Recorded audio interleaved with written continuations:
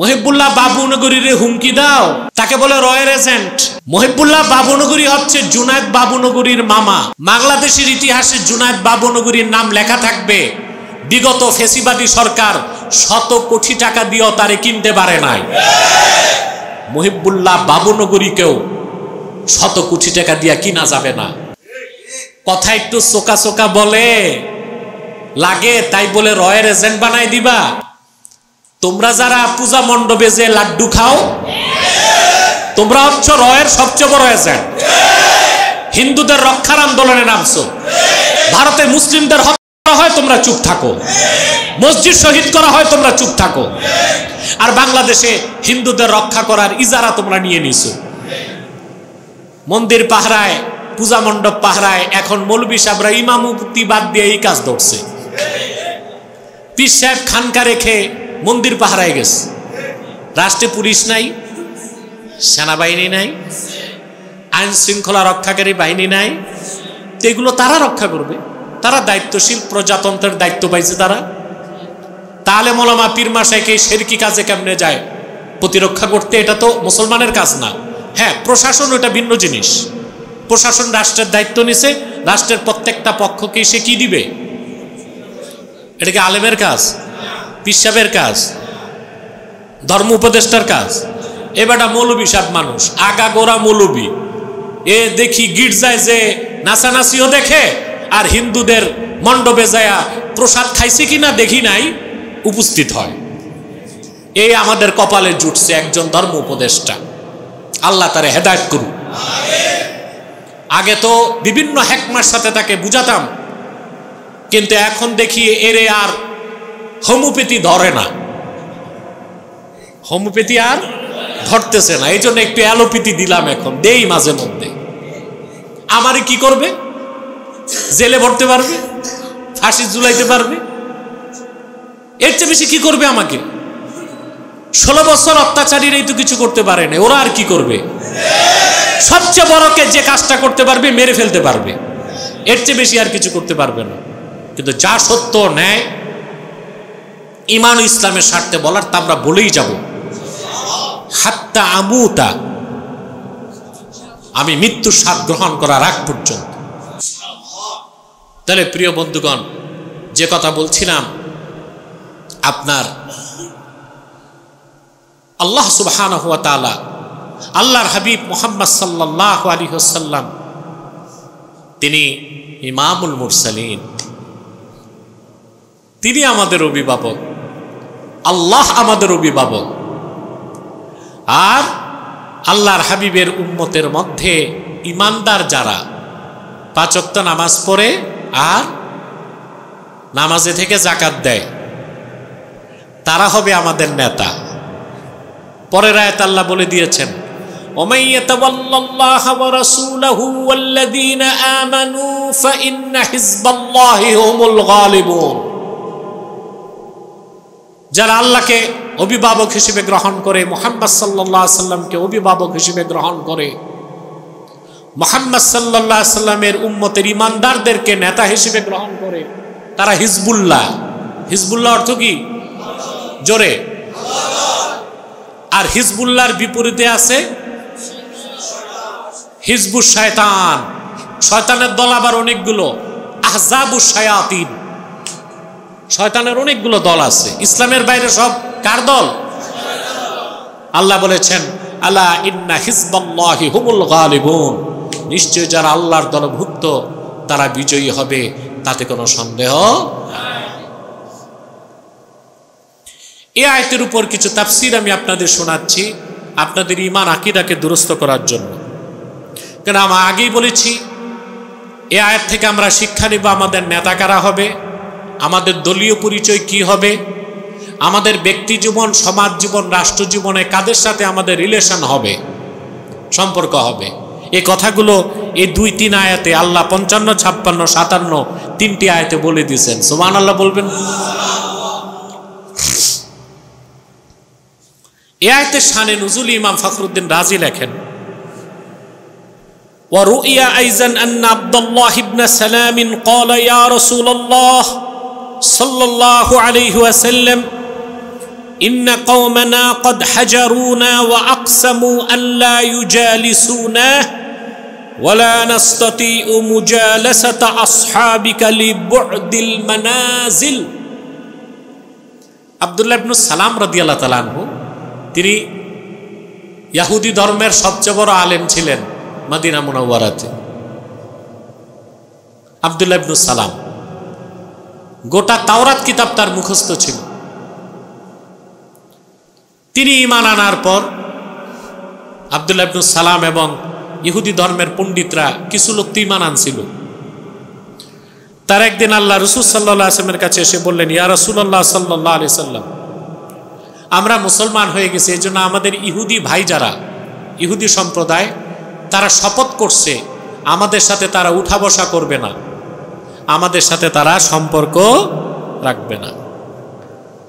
আর আমরা যেহেতু মদিনা মুনাওয়ারা থেকে একটু দূরে থাকি, আপনার সাহাবীদের সাথে উঠা বসার কোনো সুযোগ নাই। এই একটা কষ্ট, কথা বুঝতেছেন? তখন আল্লাহ এই আয়াত নাজিল করছেন, ইন্নামা ওয়ালিয়ুকুমুল্লাহ ওয়া রাসূলুহু ওয়াল্লাযীনা আমানুল্লাযীনা ইউকিমুনাস সালাতা ওয়া ইউতুনাজ যাকাতা ওয়া হুম রাকিউন। যে নিশ্চয় তোমাদের অভিভাবক আল্লাহ, তোমাদের অভিভাবক মুহাম্মদ সাল্লাল্লাহু আলাইহি ওয়াসাল্লাম, তোমাদের অভিভাবক হচ্ছেন মুমিনগণ, যারা নামাজ আদায় করে, যাকাত আদায় করে। তখন আব্দুল্লাহ ইবনে সালাম ও ইহুদি যারা ইসলাম গ্রহণ করেছেন তারা বললেন, রদিনা বিল্লাহ ওয়া রাসূলিহি ওয়া বিল মুমিনিনা আউলিয়া। নিশ্চয় আমাদের অভিভাবক আল্লাহ, আল্লাহর হাবিব মুহাম্মদ সাল্লাল্লাহু আলাইহি সাল্লাম এবং সাহাবায়ে কেরাম আমাদের বন্ধু, এতেই আমরা সন্তুষ্ট। ইহুদিদের সাথে আর আমাদের কোনো সম্পর্কের প্রয়োজন। আল্লাহ তাআলা কোরআন কারীমের অন্য আয়াতেও বলেছেন, ওয়াল মুমিনুনা ওয়াল মুমিনাতু বা'দুহুম আউলিয়াউ বা'দ। ঈমানদার নরনারী অন্য ঈমানদার নরনারীর বন্ধু। কাফের মুশরিক কখনো মুসলমানের বন্ধু হতে পারে না। এখন যারা পূজা মণ্ডপে যাচ্ছেন তারা কি পরিচয়ে যাচ্ছেন? অনেকতে যে বলতেছে হিন্দুরা আমাদের ভাই। একটি রাজনৈতিক দলের নেতা সে বলছে একই বৃন্তের দুইটা কুসুম, একটা মুসলমান আর একটা হিন্দু। মুসলমান আমার নয়নের মণি, হিন্দু আমার প্রাণ। বেটা তুই যে তোর মা বোনকে হিন্দুদের কাছে দিয়ে দে, তোর এত সম্পর্ক হিন্দুদের জন্যে, তাই বলে মুসলিম জাতিসত্তা, বাঙালি জাতিসত্তাকে নিয়ে এত বড় কলঙ্কিত কথা বলার ধৃষ্টতা তোমাকে কে দিয়েছে? কত বড় বেয়াদব! আল্লাহ যেখানে স্পষ্ট করে দিয়েছেন, ইন্নামাল মুশরিকুনা নাজাস, পত্তলিক কাফের মুশরিকরা হচ্ছে নাপাক। নূর আর নার, নূর আর নার যেমন এক হতে পারে না, আলো আর অন্ধকার যেমন এক হতে পারে না, ঈমানদার মুসলমান আর পত্তলিক মুশরিকরা কখনো এক জাতি হতে পারে না। কোরআন শরীফের বিশ্বাস নাই, হাদিসের বিশ্বাস নাই, আকীদার ঠিক নাই, আর তুমি ইসলামী রাজনীতির ব্যানারে ওকালতি করো, যে হিন্দু বৌদ্ধ খ্রিস্টান পরিষদে যোগ দাও। জাতিকে আর ধোঁকা দিও না, জাতিকে আর প্রতারিত করো না। এই 80 বছর প্রতারণা করতে করতে ফলাফল কিন্তু তোমাদের ভালো হয় না, আরো কঠিন ফলাফল তোমাদের ভোগ করতে হবে। আরেক বেটা এলোক আবার ইসলামী ব্যানারে রাজনীতি করে না, জাতীয়তাবাদী রাজনীতির ব্যানারে রাজনীতি করে, সিলেট কুলাউড়ায়। এটা বলছে হিন্দুদেরকে যে আপনাদের উলুধ্বনি আমাদের আজানের মতো। আচ্ছা, এই কথাটা বলার পরে ওই এমপির ঈমান আছে? তা আমাদের দেশে কিছু ফটকা মৌলবি আছে, বলে আব্বাসী সাহেব কথায় কথায় কাফের বলে। বেটা তোর দেশের মানুষ তো কথায় কথায় কুফরি করে, সেজন্য তো কথায় কথায় কাফের বলতে হয়। তুরস্কে যারা ইসলামী রাজনীতি করে, তুরস্কে কি গির্জা নাই? বড়দিনে কি ইসলামী রাজনীতি যারা করে গির্জায় ঢুকে? কথা বলে না। প্রচুর ইহুদি আছে তুরস্কে, সিনাগগ আছে। ওদের উৎসবে কি ওই এরদোগান বা ইসলামী রাজনৈতিক দলের লোকেরা ওখানে যায়? ভারতে প্রায় 30 কোটি মুসলমান আছে, কয়জন হিন্দু নেতা ঈদগায় যায়? কথা বলেন তো। তোমাদের এত পিরিত জাগছে কেন হিন্দুদের জন্য ক্ষমতায় যেতে? বাংলাদেশের মুসলমান গাদ্দারকে কখনো প্রশ্রয় দেয় না। বেশি গাদ্দারি করবা, বাংলাদেশের মুসলমান কিন্তু খেপে যাবে, মোদির ধুতি ঢিলা হবে আর তোমাদের মাথা ঢিলা হয়ে যাবে। এই ভারত তোষণ করে হিন্দুদের সাথে পীড়িত করে ক্ষমতায় যেতে দেওয়া হবে না, ইসলামের উপর থাকতে হবে। হিন্দু বৌদ্ধ খ্রিস্টান তারা তাদের মতো ধর্ম পালন করবে, তাদের নিরাপত্তার ব্যবস্থা করবে রাষ্ট্র, তাদের জন্য সরকার বরাদ্দ দেয়, সেখানে তো মুসলমানের যাওয়ার কোনো দরকার নাই। কোনো হিন্দু বৌদ্ধ খ্রিস্টান কোনো মুসলিমকে দাওয়াত করলে, বিয়ের দাওয়াত, অনুষ্ঠানের দাওয়াত, সেখানে মুসলমান যেতে পারে তাকওয়ার খেলাফ, যদি শর্ত হচ্ছে হালাল খানা দেয়, বুঝলেন? কিন্তু একটা হচ্ছে শেয়ারে কওম আর একটা হচ্ছে শেয়ারে মিল্লাত। বিধর্মী বিজাতিদের জাতিগত সাংস্কৃতিক কাজ যদি শিরক কুফর না হয় ওইটাতে যাওয়া যায়। জাতিগত শেয়ারে কওম, যেমন পহেলা বৈশাখ, এটা হচ্ছে শেয়ারে কওম, বাঙালি জাতির সংস্কৃতি।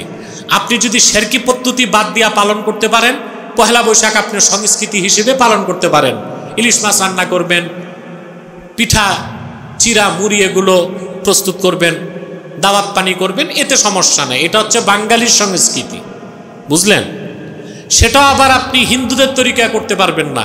হাতে রাখি বন্ধন, মাথায় তিলক, তারপরে ওই আপনার মঙ্গল শোভাযাত্রা বের করে করবেন, ওইটা আবার শিরক হবে। ওটা কি হবে?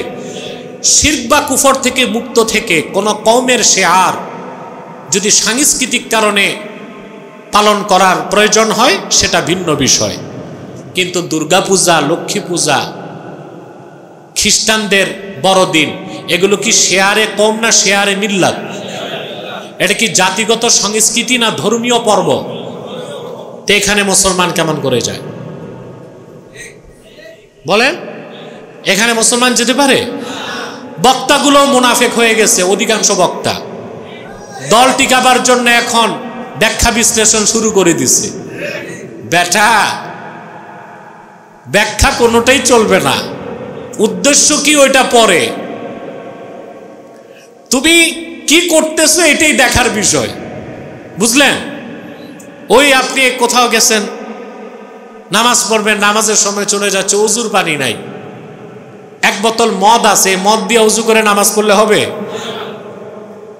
আপনি বললেন আমার উদ্দেশ্য তো মহৎ, আমি তো আর খাইলাম না, মদ দিয়া না ওযু করলাম, হবে? তে পূজায় দৌড়ায়া, বড়দিনে খ্রিস্টানদের আস্তানায় দৌড়ায়া, পশ্চিমাদেরকে সেজদা করে, তাদের আদর্শ গ্রহণ করে কখনোই এইসব ভণ্ড প্রতারক মুনাফেক রাজনীতিবিদদের মাধ্যমে এদেশে ইসলামী হুকুমত কায়েম হতে পারে না। এটা ভালো করে আপনাদের মনে রাখতে হবে। তাদের ভুলগুলো থেকে ফিরে আসতে হবে, তাদের সংশোধন হতে হবে। যখন মৌলবীরা এগুলো শুরু করছে, পূজায় যাওয়া, মন্দিরে যাওয়া, তো অন্যান্য রাজনৈতিক দল যেগুলো আছে ওগুলো তো ইমানই হারায় ফেলছে। কথা বলেন, ইমানই হারায় ফেলছে। এদের কথা, আরে মৌলবী সাহেব এ লম্বা লম্বা দাড়ি পাগড়ি মাথায় দিয়া হি পূজা মণ্ডপে দৌড়াচ্ছে, প্রসাদ খায়, লাড্ডু খায়, খ্রিস্টানদের বড়দিনে যাচ্ছে, মেয়েদের উলঙ্গ নাচ দেখতেছে। তা আমরা আর কি, আমরা তো জেনারেল মানুষ। তো ওই জাতীয়তাবাদী দলের একজন যে বলে দিছে আমাদের আজান আপনাদের উলুধ্বনির মতো, ওই লোকটার ইমান নষ্ট হয়েছে না? কদ ইত্তাফাকাল ফুকাহাউ আলা কুফরি মান ইস্তাখাফফা বিল আহকামিশ শারঈয়্যাহ। চার মাযহাব, হানাফি, শাফি, মালিকি, হাম্বলি, চার মাযহাবের সকল ফকি একমত, শরীয়তে ইসলামিয়ার কোনো বিধান, কোনো আমলকে কেউ যদি কথায় বা কাজে খাটো করে তার কুফর হবে, সে ইসলাম থেকে বেরিয়ে যাবে। এখন হিন্দুদের উলুধ্বনির সাথে আজানের মতো মহৎ কাজকে তুলনা করে ওই লোকটার কুফর হইছে না? যে চুরি করে সে কি?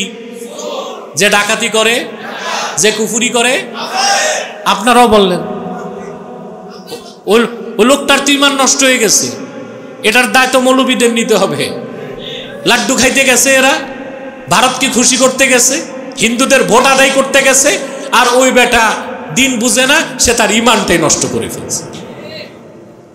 উলুধ্বনি কোত্থেকে আসছে? উলু, রস্যু দিয়া হিন্দুরা বুঝায় রাধা, আর লু দিয়া বুঝায় রামকৃষ্ণ। এ উলুধ্বনি দেয় তারা, তাদের বিশ্বাসী উলুধ্বনি দিলে রামকৃষ্ণ আর রাধা এসে কল্যাণ দিয়ে যাবে। কিসের রাধা গাধা, কিসের রামকৃষ্ণ? এ সব তো শায়াতিন, অস্তিত্বহীন, মিথ্যা, ভিত্তিহীন, কাল্পনিক এবং শিরক। এই বিশ্বাসটা হিন্দুদের শিরকি বিশ্বাস। সে একটি জঘন্যতম শিরককে আজানের সাথে তুলনা করে তার ঈমান তো নষ্ট করে ফেলছে। এক বক্তাগুলো কি বলবে? এগুলোর মুখে মূলা ভরে বসে আছে। ভালো আলেম দেশে নাই তা না, বহুত আল্লাহওয়ালা বুজুর্গ আলেম আছে, বহুত আল্লাহওয়ালা বুজুর্গ মুহাদ্দিস মুফাসসির দেশে আছে, নইলে দেশ থাকে কেমনে? কিন্তু যেগুলো একটু মিডিয়াতে চলে আসে অধিকাংশই ধান্দাবাজ, বাটপার, প্রতারক, টাউটার হয়ে যায়। 16 বছর এদের ফতুয়া ছিল একরকম, এখন ফতুয়া ঘুরে গেছে, এখন ফতুয়া ঘুরে গেছে। এই টাউটারি করো তো জনগণের আস্থা কেমনে পাবা তোমরা? এখন তো এত সম্মান ইজ্জত করে, যখন জনগণ দেখবে মুনাফিক এগুলোর আগে এক ফতুয়া ছিল, এখন আরেক ফতুয়া। আগে করলে শিরক ছিল, এখন শিরক না, কোন রকম এটারে হিলা টিলা কইরা চালানো যায় কিনা। এই টাউটারি করলে জনগণের ট্রাস্ট হারায় ফেলবা তোমরা, জনগণের আস্থা হারায় ফেললে তখন আর দাওয়াত পানি পাবা না। তাই বলে আল্লাহ দ্বীনের কোনো সমস্যা হবে না। হাজার হাজার হক্কানি আলেম, মুহাদ্দিস, মুফাসসির, আল্লাহওয়ালা বুজুর্গ মানুষ মাদ্রাসায়, খানকায়, মসজিদে, ময়দানে খ্যাতমত করে যাচ্ছে। এই 2-4-10টা স্কলার নামের স্ক্রু ড্রাইভার না থাকলে বাঙালি মুসলমানের কোনো ক্ষতি নাই। আমরা না থাকলে, আমি না থাকলে কি হবে? মুসলমান কিচ্ছু হবে না।